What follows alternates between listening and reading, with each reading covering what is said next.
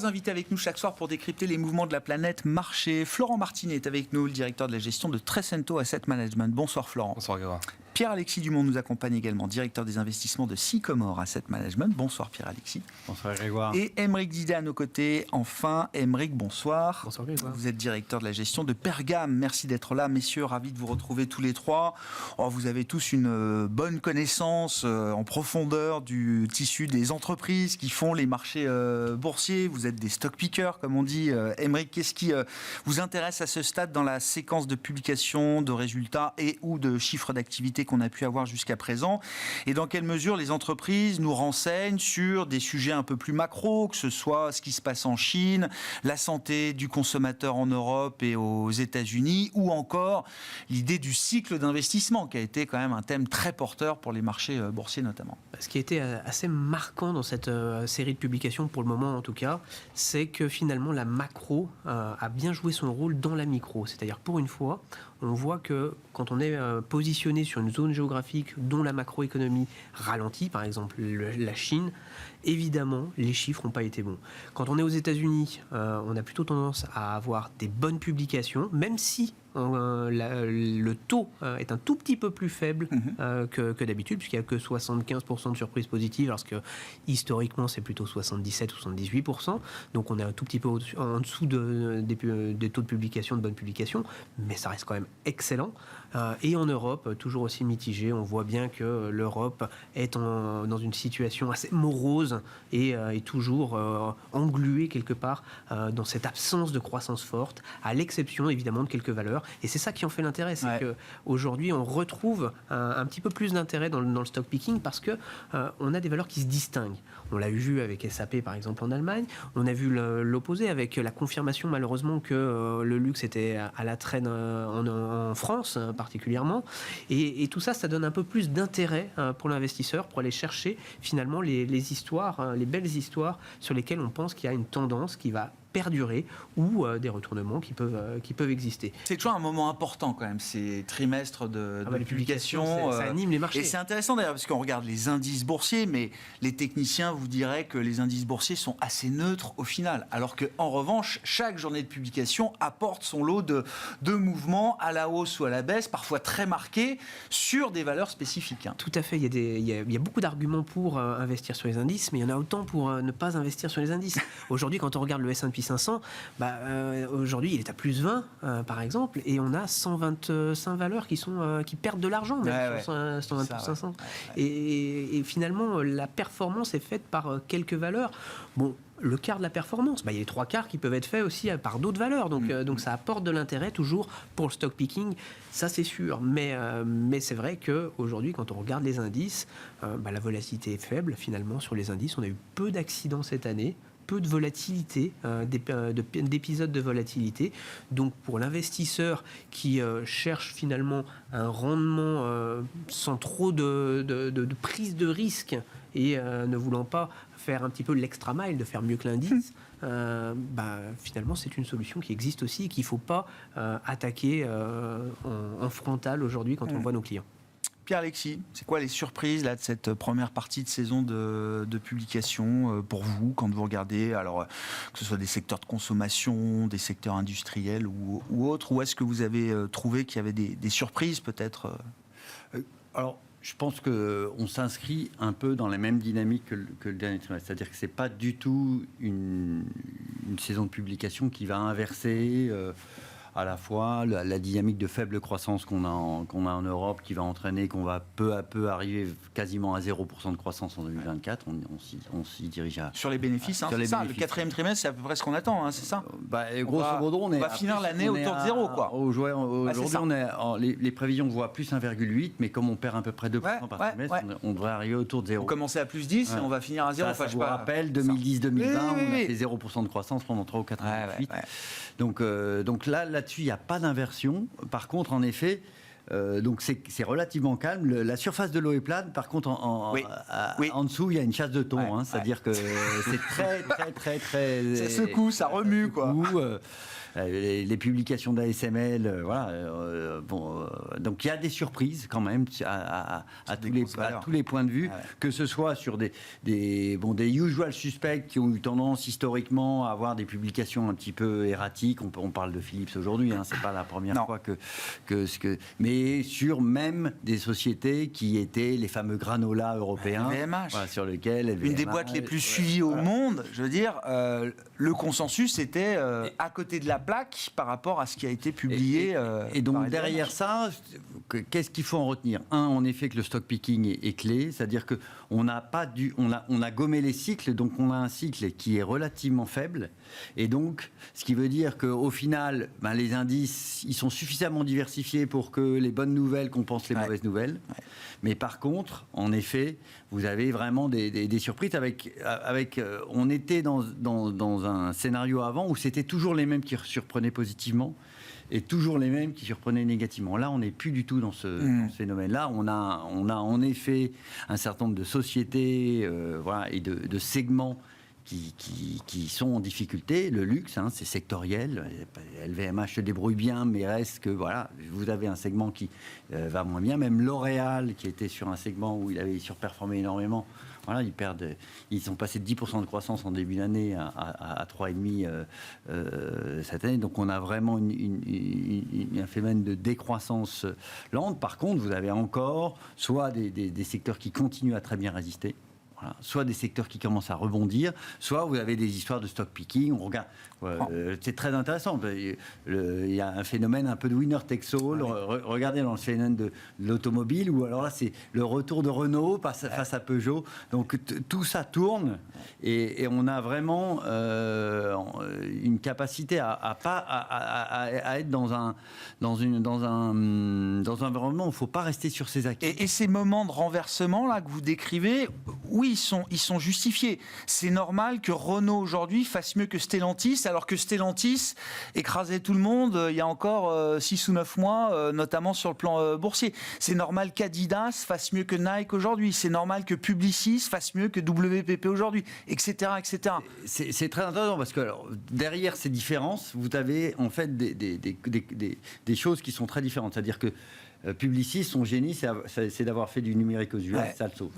WPP l'a pas fait. Donc il y a eu un certain nombre. Mais ça, on parle d'il y a 10 ans. C'est les choix de Maurice Lévy. Il y a 10 ans. Je me souviens que déjà à l'époque, on commentait le mouvement vers le digital. Il y a 5 ans, on disait. D'accord. Il a fait des acquisitions très chères et ça donne rien. Et finalement, il avait raison. Voilà. Ce qui veut dire tout simplement que les options stratégiques que vous prenez aujourd'hui, en général, ce que vous disent les stratégies d'entreprise, bien sûr. Souvent, il faut à peu près une dizaine d'années pour savoir si oui ou non. C'est bon ou pas. C'est bon. Ça a été le bon choix donc ou pas. là, vous avez un certain nombre de choses qui sont derrière. Donc aujourd'hui, vous avez par exemple un SAP Dassault Systèmes. Vous avez eu 2 options stratégiques. Un Meditata, pour l'instant, qui ne délivre pas chez Dassault Systèmes. SAP, le passage au cloud qui lui a coûté très très cher très longtemps, qui commence à délivrer. Donc voilà. Donc derrière, vous avez soit du mais il y a du rationnel. C'est pas le marché change comme ça, Dan, parce que la mode change, etc. Soit à l'inverse, des segments qui sont moins attractifs qu'avant parce qu'ils se retournent, parce qu'ils résistent moins bien. Voilà. Et Renault, c'est plus en effet un retour de l'enfer, c'est-à-dire qu'ils étaient vraiment et un bon cycle produit qui font qu'aujourd'hui ils sont en like for like positif sur le pas de warning encore chez Renault. Warning et like for like positif sur l'industrie automobile, ce qui est quand même relativement rare dans le secteur. Unilever, Nestlé. Enfin Nestlé, il n'y a plus d'equity story chez Nestlé. Unilever a publié, je crois, la semaine dernière. C'est l'investissement émergent en Inde. Voilà, c'est ça. Florent, sur ces histoires d'entreprise, ce qu'elles nous apprennent aussi du contexte actuel. Moi, je veux bien qu'on parle un peu spécifiquement de la Chine, du consommateur américain. Le message sur la Chine, il appartient au 3e trimestre, donc je ne sais pas s'il est forcément très positif, mais est-ce qu'il y a quand même des éléments que les entreprises nous apportent qui permettent de renseigner un peu le champ macro aussi, quoi. Là-dessus, je vais prendre un exemple hyper précis, parce que la semaine dernière, moi, une publication que j'ai trouvée hyper surprenante, c'est L'Oréal versus Reckitt Benckiser. C'était le même jour. Et alors le discours sur la Chine, ils sont complètement diamétralement opposés. C'est-à-dire que L'Oréal, vous le savez, c'est 6% de décroissance sur la Chine, moins 10 sur le luxe, moins 30 dans certaines provinces chinoises, notamment le Saint-Tropez chinois fait moins 30, je crois. Et Rekit, le même jour, le CEO vous dit notre business en Chine est florissant. Alors, c'est plus des produits ménagers, Rekit, oui, c'est très du large. Personal care. Mais c'est du personal care. C'est cet ensemble de personal care.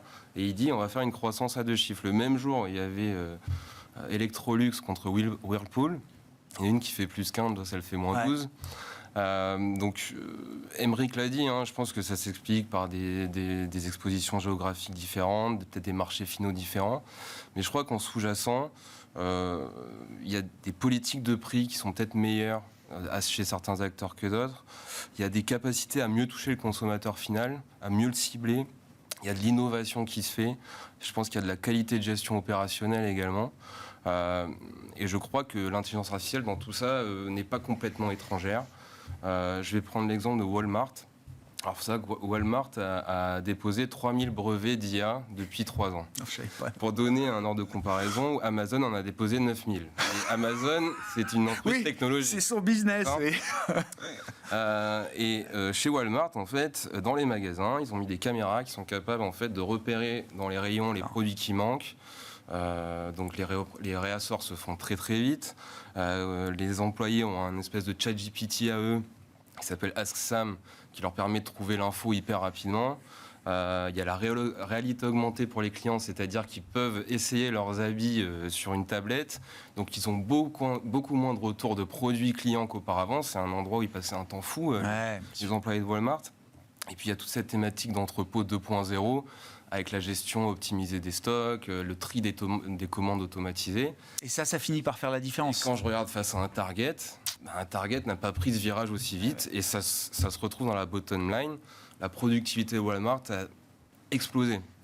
Donc, moi je pense qu'il y a effectivement il y a des aspects géographiques, il y a des aspects très spécifiques. Mais moi, ce qui m'a marqué sur cette saison-là, c'est que j'ai l'impression que les entreprises qui ont pris le virage de l'IA très vite, c'est un des marqueurs de différence. D'autant que j'imagine que le levier du pricing power s'est un peu réduit pour tout à fait, le monde. voilà. Il y a eu la marée montante du pricing power qui a embarqué un peu tout le monde, même des constructeurs automobiles qui ne pensaient pas un jour pouvoir augmenter leur prix. Et là, la mer est un peu redescendue. Et donc, on voit effectivement ceux pour qui les stratégies, comme vous disiez, d'aller toucher le consommateur final sont les plus pertinentes aujourd'hui. Les outils de méta, par exemple, pour extrêmement bien cibler les nouveaux clients, les attraper, les rendre fidèles, les fidéliser, etc. Et donc Reckitt Benckiser, ils disent que tout n'est pas perdu avec le consommateur chinois, alors. Ben non, pour eux ça se passe plutôt bien parce qu'ils ont cette innovation produit, ils arrivent à toucher plus de consommateurs, enfin ça se passe plutôt bien pour eux. Et c'est vrai que le comparatif avec L'Oréal le même jour, c'était vraiment impressionnant. Alexis ? Non, mais derrière tout ça, ce qui est sûr, c'est que vous avez quand même beaucoup moins de dynamique. Parce qu'avant, vous aviez des secteurs qui emmenaient toutes les valeurs. Oui. Ce qui aidait. Voilà. Là, je trouve que, à part quelques secteurs qui sont. Le secteur automobile est quand même très compliqué. Donc, vouloir investir sur le secteur. Mais sinon, vous avez la capacité de trouver des valeurs qui font exception dans quasiment tous les secteurs. Et souvent pour des dynamiques propres, souvent parce qu'ils sont sur le bon endroit, sur la bonne géographie, bon positionnement, sur le bon segment, bonne stratégie. Voilà. Donc c'est la dispersion intrasectorielle là, dont on parle. Il y a 5 ans était dans une situation très difficile. A dû aussi se réinventer. En général, vous avez le cycle des affaires et des sociétés qui se réinventent en permanence. Il y en a qui savent très bien le faire. Et à long terme, ce sont les sociétés gagnantes. Il y en a qui ont plus de mal à le faire et souvent qui s'enferment dans des stratégies perdantes. Une fois qu'on a dit ça, comment vous abordez la question du 5 novembre dans vos métiers, Aymeric Non, mais j'ose même plus poser de questions particulières, j'en sais rien. Trump, Harris, je crois qu'on a tous regardé les valeurs, les secteurs, le niveau d'inflation. Je crois qu'on est tous prêts pour le 5 novembre de ce point de vue-là. Maintenant, ça reste encore à venir, quoi. Alors techniquement, après, on dit toujours en bourse que quand on enlève une incertitude, ça permet aussi au marché de se libérer. Première incertitude, savoir est-ce qu'on aura les résultats le 5 novembre au soir. Ça aussi, parce que comme la première incertitude à lever, j'ai l'impression. Sont très serrés. En effet, ça peut être un sujet. Notre correspondant américain, juste petite parenthèse, sur la période 2000, Al Gore, c'est 2000, en Floride, où on recompte les voix. Alors, je ne sais plus, j'ai plus le calendrier en tête. Ça dure quand même quelques jours, une paire de semaines. Le S&P perd peut-être 7-10% pendant l'intervalle. Cette incertitude avait pesé, de non-résultats avait pesé sur le marché. Tout à fait. Incertitude, baisse des marchés, ça c'est une chose ça qui fonctionne. marche assez Ça fonctionne bien. à peu près. Sur pas mal de sujets sur les marchés. Par contre, une fois qu'on sait, voilà, on a plutôt tendance à penser qu'un Trump est favorisé aujourd'hui par les marchés financiers. Maintenant, est-ce que ça va être suivi d'effet ou pas ? Évidemment, ça va être un Trump 2. C'est pas le même que le Trump 1. Ça, c'est la première chose. Il n'est pas du tout dans le même environnement économique. Non, c'est ça aussi, oui. Ça n'a rien à voir. Lui, il rêvait d'inflation. Aujourd'hui, je suis pas sûr que refaire beaucoup d'inflation, ça soit faisable et souhaitable, très clairement. Mais par contre, moi, j'aurais plutôt tendance à dire, la seule chose, c'est qu'on sait un petit peu, on connaît un petit peu mieux le personnage. Donc on aura plus de facilité à l'appréhender et à appréhender ses réactions. Et puis, moi j'ai un peu l'impression que la géopolitique a besoin d'un leadership important et que Trump peut incarner ce leadership là où Kamala Harris a un peu moins présente ou a un peu moins montré de leadership sur la scène internationale. Donc c'est en ça que le marché a un tout petit peu plus la faveur pour Donald Trump. Maintenant, Trump pourrait amener réduction du risque géopolitique. Oui. Et donc baisse de la prime de risque par rapport à ça. Donc c'est ça qui peut être intéressant par rapport à l'élection américaine.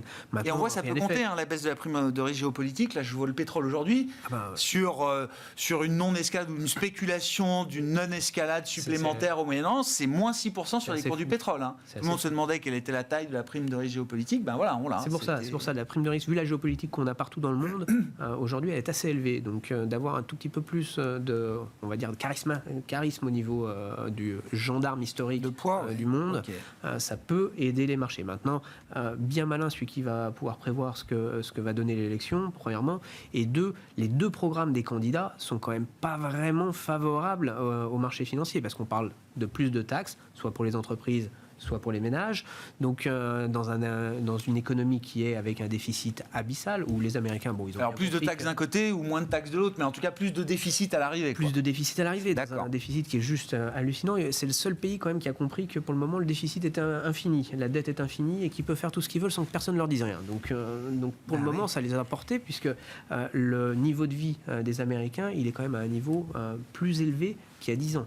Donc la réalité, c'est que ça a marché pour le moment. La reprise post-Covid la plus rapide de toutes les économies développées. Incroyable, mais en faisant de la dette. Donc il y a un moment donné où en plus avec des taux aussi élevés, ça coûte un petit peu cher la dette. Donc c'est pour ça que nous, on est plutôt à penser que le scénario de la Réserve fédérale, quel que soit le candidat, va être poussé pour de la baisse de taux, notamment à cause de la charge de la dette, qui à un moment donné coûte extrêmement cher aux Américains. Donc voilà, l'élection américaine, oui, c'est un énorme sujet, mais les résultats et ce qui va être mis en place après, ça va être plus déterminant quelque part que finalement le résultat en lui-même. On ne sait pas comment le marché va réagir. Tout ce qu'on sait, c'est que enlever l'incertitude, c'est une bonne chose pour les marchés. Pierre-Alexis, est-ce que Trump peut abîmer l'exceptionnalisme américain ou en tout cas l'entamer encore un peu plus ? Aujourd'hui, les États-Unis peuvent... Alors, j'avais regardé un calcul d'économistes qui montrait l'exceptionnalisme américain. Alors, c'est le dollar, les porte-avions, etc. Mais c'est la capacité pour les États-Unis d'assumer peut-être jusqu'à 20% de ratio dette sur PIB supplémentaire par rapport aux autres pays sans stigmatisation. Voilà, ça donne un ordre d'idée de ce que ça peut apporter comme bénéfice. Voilà. Non, mais je pense que là on touche l'un des risques majeurs pour les États-Unis, mais pour beaucoup d'économies développées, qui est le passage d'une expansion fiscale à plus de normalisation fiscale pour donner gage au marché financier de la soutenabilité à moyen terme des plans de croissance. Voilà. Des plans de croissance et des déficits publics. Voilà. Donc ça, c'est un risque qu'a les États-Unis, qu'a l'Europe. Ça n'a pas été un gros sujet de la présidentielle américaine, le déficit. C'est pas très vendeur, je peux le comprendre. Ce n'est pas du tout un sujet, et ça n'a pas été non plus un sujet en Europe, je tiens à le dire. Voilà. Donc, comme toujours, les marchés financiers vont se rappeler aux souvenirs des politiques, c'est-à-dire qu'ils vont le faire par la hausse des taux. Et puis à un moment, ça va commencer à coûter cher, très cher. Et puis là, vous êtes obligé de faire quelque chose. Voilà. Mais sous Trump, on voit des nouveaux sommets sur le 10 ans américain arriver assez vite, ou est-ce que c'est déjà intégré ? On est revenu à 4,30, 4,30 4,30, 4,70 au premier trimestre, et puis après, c'était 5% en octobre dernier, quoi. Les scénarios à la Liz Truss, c'est difficile à voir aux États-Unis. Voilà. D'accord. Tout d'un coup, il y a une prise de panique. Le codé sudden stop, ça se bloque, voilà. d'accord. Après, force est de constater quand même que la détention de dette américaine par un certain nombre de gros investisseurs a tendance à baisser, que dans un contexte de géopolitique qui se tend, il n'y a pas de raison que ces gros investisseurs reviennent sur le marché, etc. Donc, c'est quand même un sujet d'offre. Sincèrement, le scénario d'offre-demande entre les émissions de dette américaine et la demande résiduelle des investisseurs, dans un contexte en plus de guerre commerciale où il n'y a aucune raison que la zone euro s'amuse à acheter toute la dette américaine. Oui, non. Voilà. Donc, d'autant que le Trésor américain s'est bien gardé d'aller mettre trop loin sur la courbe. Ils ont plutôt privilégié le cours. Il faudra sans doute rallonger un peu les émissions à un moment. On aura d'ailleurs le nouveau programme du Trésor, je crois, au cours de la semaine, sur le prochain programme d'émissions, etc. Et donc, ce que je veux dire par là, c'est qu'ils ne sont pas du tout dans la situation du Japon, qui a 200% de dette sur pied. Non. Ça pose pas de problème, parce que c'est eux qui les détiennent. Donc là, et qui sont en plus exportateurs nets de capitaux, etc. Donc attention, voilà, c'est un risque que l'on a aux États-Unis, en Europe. Voilà. Alors après, comment aborder ce phénomène ? Voilà, moi je le dis souvent, c'est-à-dire que les risques politiques, il faut les intégrer dans son portefeuille. Par contre, savoir ce qui va se passer et savoir comment les marchés vont réagir par rapport à ce qui va se passer, sincèrement, vous avez quoi perdre énormément d'opportunités. Donc il faut rester, à mon avis, sur ce que vous savez faire, c'est-à-dire plutôt la sélection de titres. Par contre, nous, ce qu'on fait, c'est qu'on diversifie aujourd'hui. Voilà. C'est ça. C'est-à-dire que la clé, nous, on considère que la Trump Trade est quand même bien dans les cours américains, que je suis tout à fait d'accord. Là, aujourd'hui, les investisseurs se sont placés dans une dynamique Trump. Voilà. Donc, voilà, comme c'est dans les cours, il n'y a plus grand-chose sans doute à extraire. C'est pas la même surprise qu'en 2016. Ce ne serait pas la même surprise qu'en 2016. 2016, les futurs s'effondrent avant que le marché reparte très fort derrière le jour de l'élection. Donc, une diversification et en effet, pas arriver toute voile dehors le jour de l'élection, voilà, parce que vous pouvez avoir des surprises. On peut avoir des phénomènes d'incertitude pendant plusieurs jours, voire des meutes. Voilà, qui serait, à mon avis, assez négatif pour... Ambiance très différente de 2016, voilà, ce point de vue-là. Voilà, donc a priori, nous, on aborde ça en voulant plutôt réduire le risque sur cette partie. Florent, Trump et les marchés. Ouais, il y a beaucoup de choses qui ont été dites. Tout a été dit. Non, après,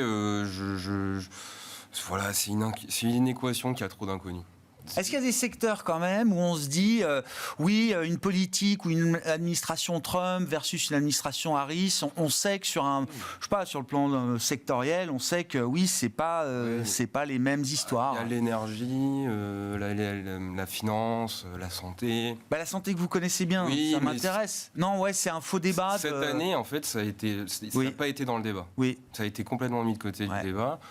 Et voilà, je vous l'ai dit pas mal de fois sur ce plateau, mais si Trump est élu, c'est plutôt positif santé, parce que c'est de la dérégulation. Si c'est Kamala Harris, elle va poursuivre ce qu'a fait Joe Biden. Donc c'est quelque chose qui n'est pas une rupture non plus. C'est pas une rupture non plus, Donc c'est vrai que ça a été... Mais encore une fois, je rejoins Pierre-Alexis Emmerich, c'est-à-dire que vous pouvez faire tous les scénarios que vous voulez, prévoir la réaction du marché le jour J. Moi, je me rappelle de 2016, j'avais 26 ans à l'époque, j'ai rien compris à ce qui s'est passé. Moi, j'étais à New York, à Times Square, je peux vous dire, personne ne comprenait grand-chose non plus. Non, mais la légende veut même que Trump lui-même était surpris. C'est-à-dire que c'est Melania Trump, la légende veut qu'elle était tellement surprise que son mari soit élu qu'elle était en pleurs, effectivement, avant d'arriver à la Maison-Blanche. Parce que c'était pas prévu, visiblement, dans le programme de Melania Trump, la suite des 4 ans à la Maison-Blanche. Et Vallourec prenait 20% sur la... Oui.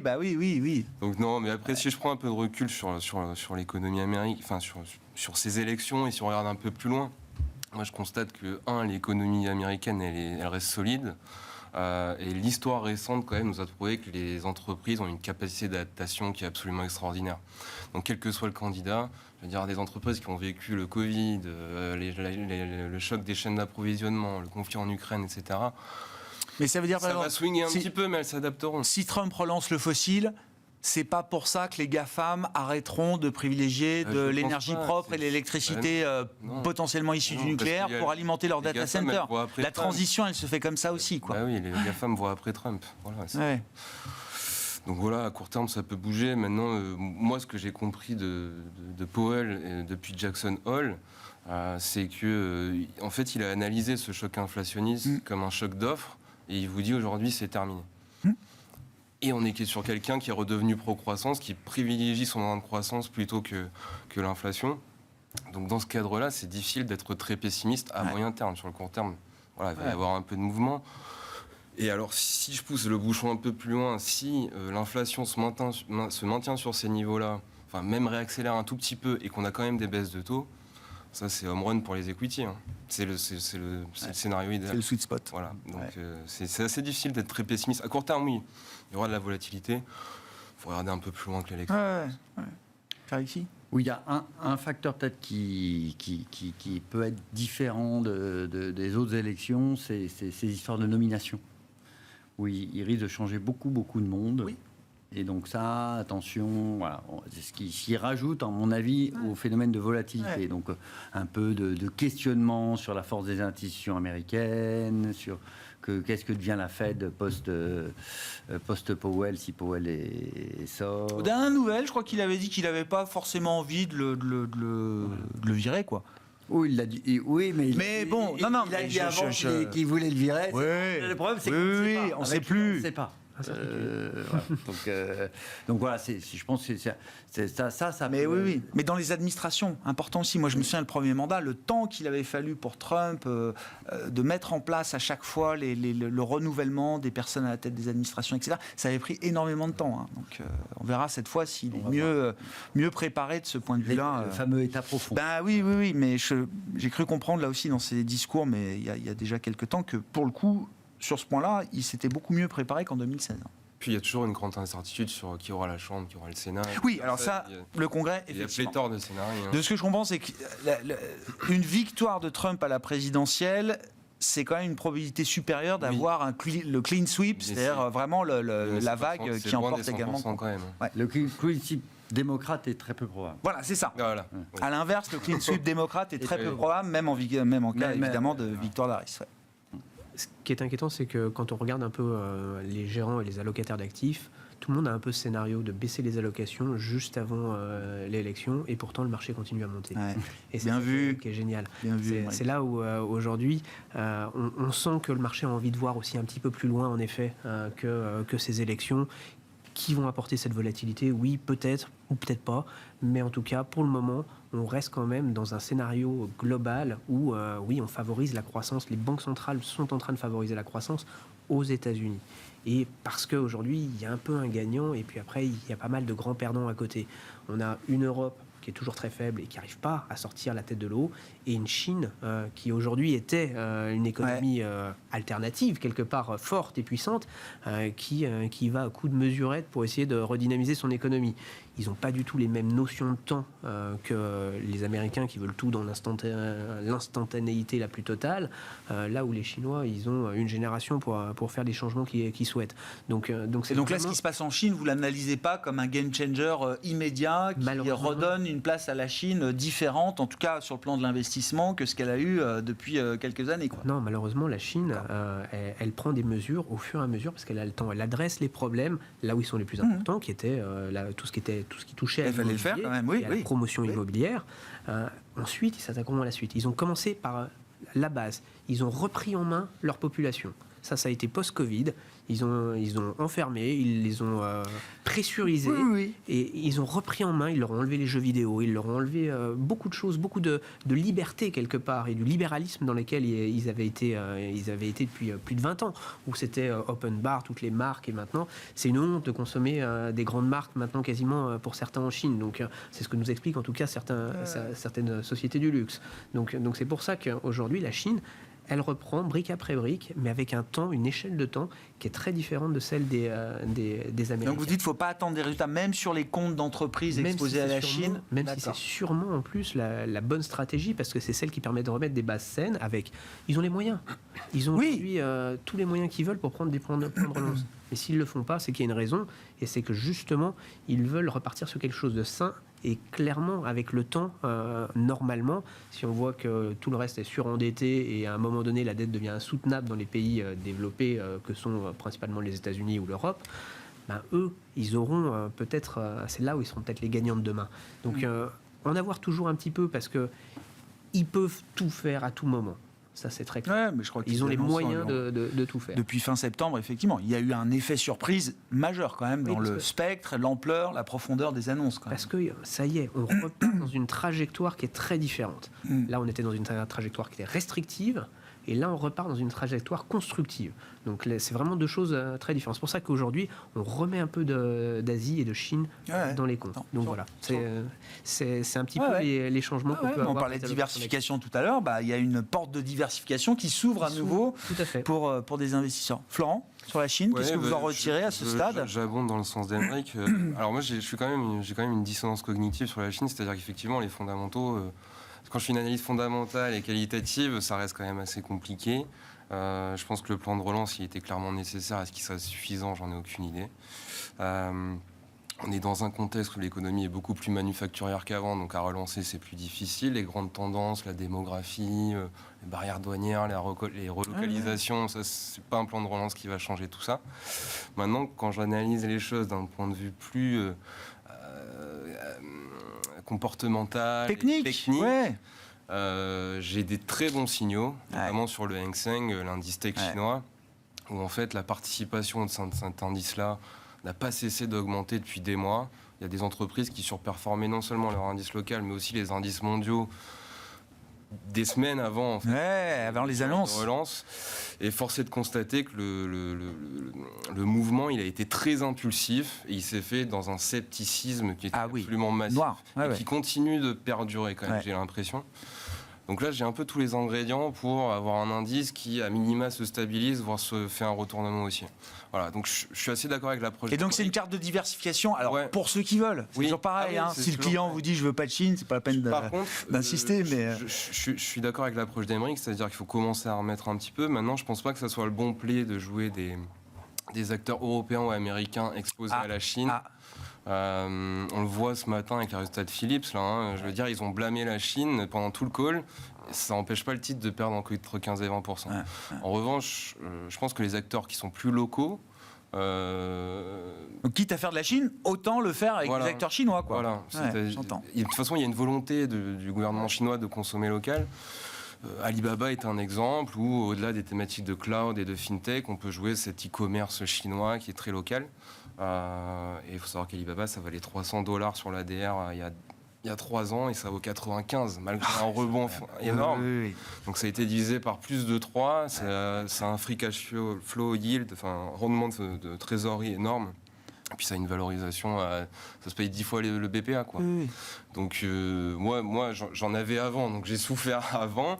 Et je veux dire, je profite pas du rebond pour la sortir. Au contraire, là, je cherche des portes pour renforcer. Pour en remettre.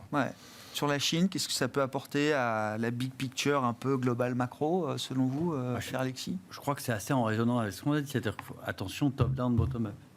C'est-à-dire qu'en top-down, c'est sûr. Ça va être dur. C'est pas évident. La démographie, le changement de modèle économique, très exportateur, où il faut faire quand même un modèle qui est plus équilibré. Et ça, on sait très bien qu'ils sont capables de le faire parce qu'ils ont des vues longues. Par contre, dans un temps boursier, ça peut être très très très long à mettre en œuvre et avec des résultats qu'on verra dans sans doute 15-20 ans. Donc, c'est pas évident. Par contre, il n'en reste pas moins, et ça je suis tout à fait d'accord, que ça n'exclut pas le fait qu'il y a des entreprises qui ont une réussite exceptionnelle et qui sont leaders. Et qui ne sont pas ininvestissables. Qui ne sont pas ininvestissables. Que je vois mal comment la capacité des leaders occidentaux à les rattraper sur la partie électrique, ça va être quand même très très compliqué. quoi que vous regardiez, quelle que soit la façon dont vous le regardiez. Hein.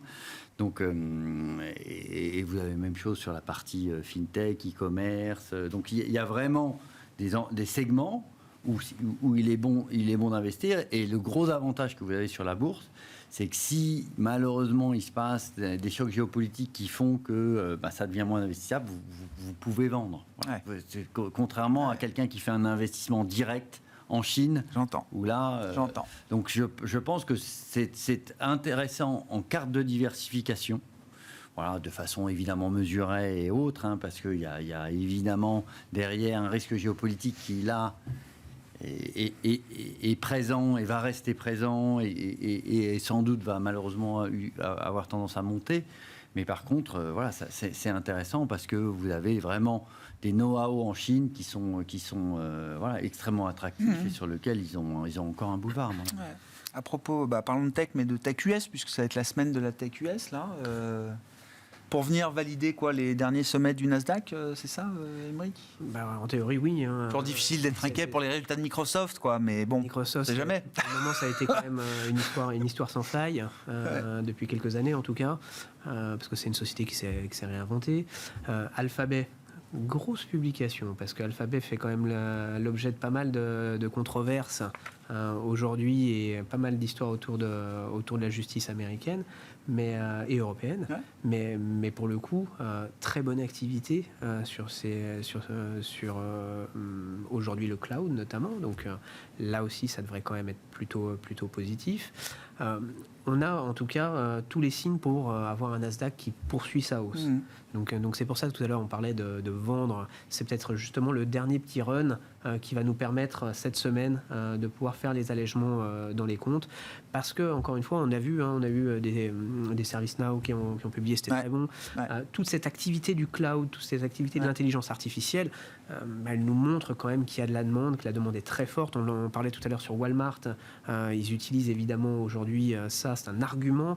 On a connu les .com, on a connu pas mal de choses sur des secteurs spécifiques, mais le secteur de la tech et de l'IA aujourd'hui reste pour le moment encore un leader des indices et les dernières publications nous ont montré qu'il y avait encore de la marge pour de la hausse, donc pourquoi pas. Florent, effectivement, là, entre ASML qui a déçu, mais TSMC le lendemain qui a envoyé un signal très puissant, justement, le signal sur l'IA, il est où aujourd'hui et qu'est-ce qu'il nous dit ?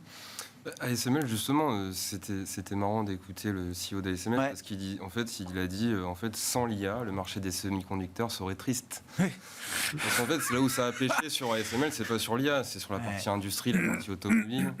Et puis vous savez, ASML, maintenant la machine fait 300 millions d'euros pièce, donc vous ratez 3-4 machines, voilà, ça explique. 2 prises de commande en moins et c'est un écart parfois énorme avec le Mais par ailleurs, en fait, il y a eu des bons signaux. Aymeric l'a dit, il y a eu SAP qui était bien. TSMC, vous l'avez dit, il y a eu Vertiv, vous savez, Vertiv, c'est les liquides de refroidissement dans les data centers qui a pu bien carrer de commandes.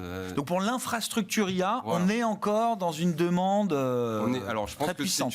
C'est une thématique qui est bien comprise du marché, mais qui va continuer, parce que de toute façon, les innovations sont encore là. ChatGPT, la dernière version, la 4, elle est plus efficace, elle va plus vite, elle a une capacité de raisonnement qui est meilleure encore. Donc je pense que les investissements vont continuer. Et alors pour moi, la prochaine vague, et je pense qu'Aymeric sera d'accord avec moi, c'est sur le software. Et comme disait Aymeric, sur la publication de ServiceNow, le taux d'adoption de leur solution IA, ça y est, il commence à prendre vraiment. Il y avait le CEO Bill McDermott qui disait on est passé de la phase d'expérimentation à la phase de sélection d'applications. Voilà, ça y est, c'est en train de se faire. Alors il faut être sélectif parce que ça va très vite dans ce domaine-là. Il y a des acteurs comme ServiceNow, justement, qui vont plus vite que d'autres. Mais je pense qu'il y a la vague d'histoire 2025 pour l'IA. L'infrastructure sera là, mais le software, il y a encore du potentiel. Puis il y a un peu d'énergie aussi entre les deux. Moi, je le dis ça, c'est la thématique de l'infrastructure. D'accord. C'est dans l'infra. C'est dans l'infra. Toujours. Ok. Vistra est la société du S&P 500 qui fait la meilleure performance boursière depuis le 1er janvier. Constellation doit être pas mal non plus. Quand Nvidia nous fait un petit 200% de hausse depuis le 1er janvier. Alors, c'est pas les mêmes tailles de capi. J'ai regardé Vistra, ça doit être 100 fois moins gros que Nvidia. Gros, je connaissais pas. Ah bah oui. Je ne connaissais pas Vistra, mais ils font de l'énergie, de l'électricité. Je le raconte tous les jours maintenant, donc d'électricité, notamment nucléaire. Voilà. Pour alimenter les data centers. Merci beaucoup, messieurs. Merci d'avoir été les invités de Planète Marché pour démarrer cette semaine. Florent Martini, Trecento Asset Management, Aymeric Didet, Pergam et Pierre-Alexis Dumont, Sycomore Asset Management.